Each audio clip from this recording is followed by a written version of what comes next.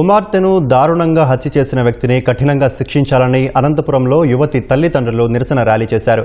నిందితుడిని శిక్షించకపోతే ఎస్పీ కార్యాలయం ఎదుట పురుగుల మందు తాగి ఆత్మహత్య చేసుకుంటామన్నారు.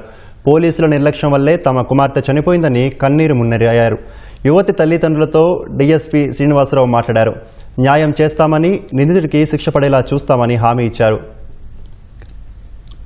మంగళవారం నైట్ పోయింటే అప్పటికప్పుడే పోయి బయట అంతా వెళ్ళిపోయి అంతా పక్కన చుట్టూ చూసినాము, కనబడట్లేదు. పోలీస్ స్టేషన్ పోయి కేసు పెట్టినాము, రాపించినాము. వాళ్ళు ఏమి చెప్తానని చాలా రెగ్యులేట్ చేసినారు. వాళ్ళు ఏం చెప్పలేదు. కంటిన్యూ 4 days అయింది. 4 days నుంచి కంటిన్యూ పోతున్నాము. వన్ ఫోన్ లిస్ట్ ఇచ్చినాము, వన్ పేరు చెప్పినాము, వాడే లాస్ట్ లో కాల్ చేసినాడని చెప్పినాము. అయినా వీళ్ళు పట్టించుకోలేకపోయారు.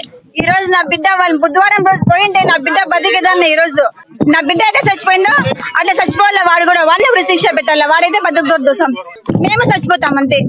మా పాప ఉండేది ఒక బిడ్డ, ఆ పాపకి ఇట్లా అన్యాయం జరిగింది.